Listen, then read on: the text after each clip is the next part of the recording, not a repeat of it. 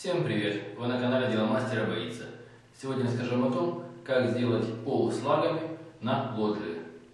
У нас есть лоджия, потолок уже готов, я это показал в прошлом видео. Теперь необходимо сделать здесь теплый, хороший пол. Итак, начнем. Пока здесь пол просто бетонный, нет никакого покрытия.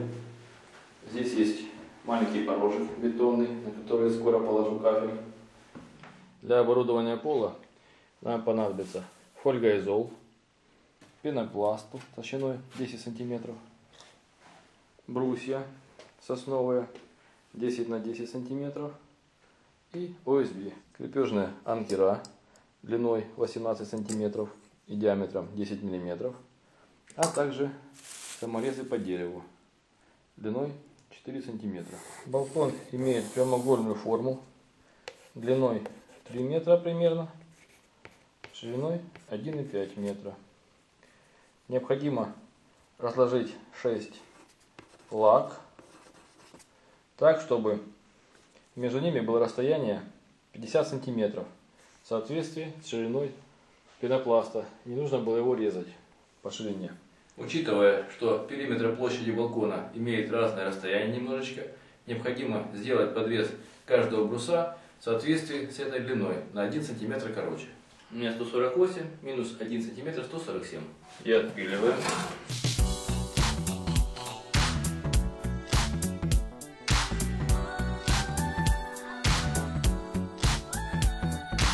После этого необходимо подписать брусья, чтобы в дальнейшем при монтаже не перепутать их длины. 2, 3, 4, 5, 6. После этого необходимо приступить к монтажу теплогидроизоляции. Раскатываем фольгоизол блестящей стороной вверх.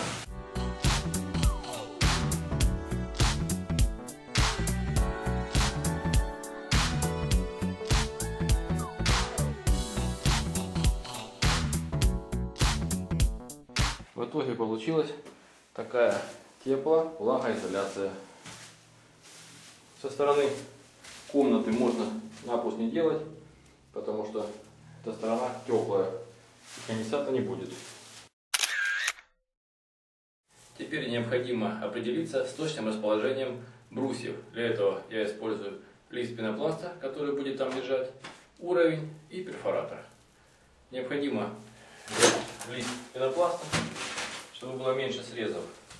Разрезов сразу положить его между брусьями.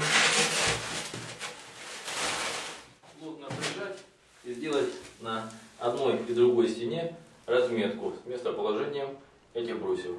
Теперь понадобится уровень, с помощью которого необходимо выставить все брусья на одном уровне. Я для этого буду использовать подкладки деревянные, которые остались после облицовки деревянных наличников.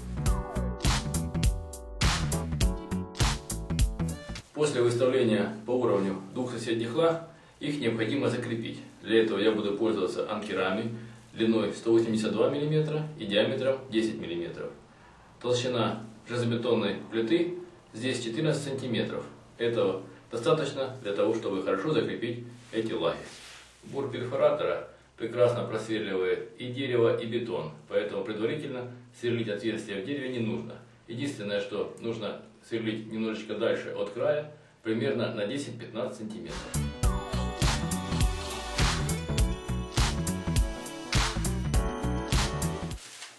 И расклиниваем анкер.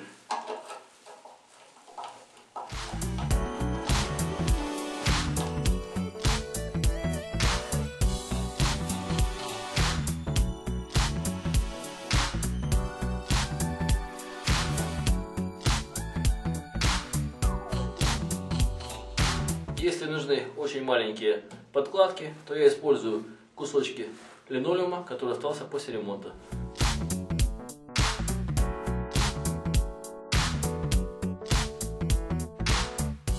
После укладки лаг необходимо приступить к утеплению пола. Для этого понадобится пенопласт, нож острый, рулетка и линейка для того, чтобы резать этот пенопласт. Можно резать, конечно, нагретой спиралью или проволокой, но у меня такой нет. Здесь немного не хватает целого куска, поэтому замеряем его длину с двух сторон. слева и справа, и вырезаем соответственный кусочек. Прикладываем линейку или уровень и глубоко прорезаем на всю глубину пенопласта, если позволяет ваш нож.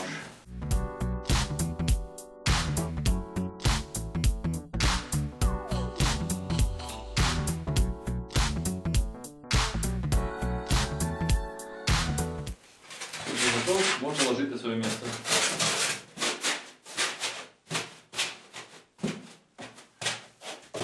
Можно продолжать. Если внизу мешают какие-то выступы, то необходимо подрезать в том месте. Размечаем местоположение бугра и пилим с помощью пилы или ножа.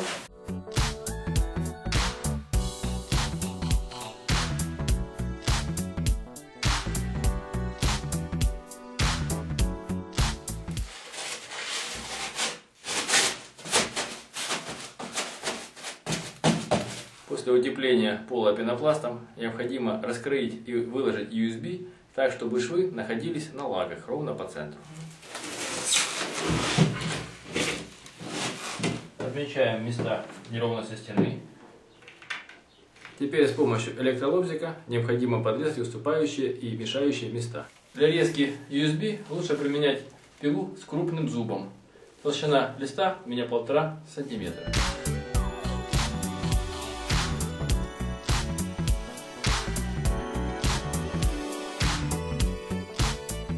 Вот лист плотно примыкает к стенам, и можно его прикручивать. Прикручивать USB к лагам я буду с помощью саморезов по дереву длиной 4 см. Шаг прикручивания USB к лагам примерно 30-40 см.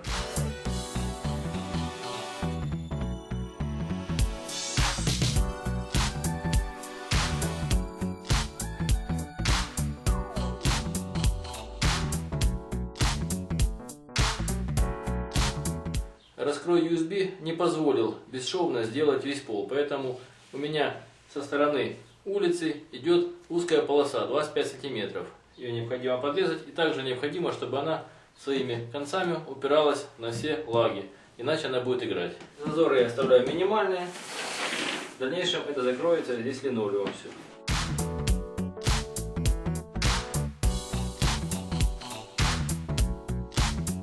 В конце пола также идет подрезка, поэтому сделаем ее в соответствии с размером. Ну вот, пришло время прикрутить последнюю часть пола. Ширина полосы у меня 43 см, длина 1,5 метра, то есть шва между ними нет.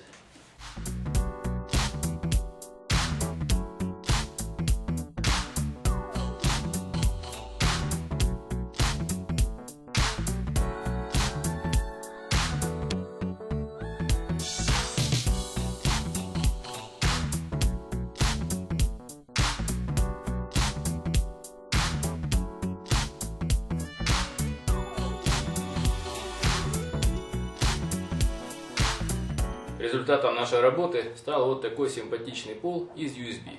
И зимой будет намного теплее. Основные нюансы, на которые следует обратить внимание при монтаже такого пола, это: во-первых, USB или доску необходимо брать толщиной не меньше 1,5 см, потому что сантиметровая будет играть и неприятно будет ходить. Во-вторых, если вы ложите вплотную к стене USB или доску, старайтесь сделать небольшой зазор, потому что если мы будем по ней ходить, она слегка будет прогибаться и скрипеть при трении о стену. Вот такой получился пол. Оставлен небольшой зазор между стеной и USB, для того, чтобы не было скрипа при хождении. И в швах примерно миллиметр остался зазора, для того, чтобы не было скрипа. Следующим этапом при ремонте балкона будет укладка линолеума на пол и обшивка пластиком всех стен. Потолок я уже сделал. Шов, оставленный между USB и стеной, в дальнейшем будет закрыт или плинтусом, или же пластиковыми панелями, которыми будут обшиваться стены балкона. Вы были на канале Дело Мастера Боится. Пишите свои комментарии, замечания, ставьте лайки, подписывайтесь на наш канал. Будьте с нами. Всем пока!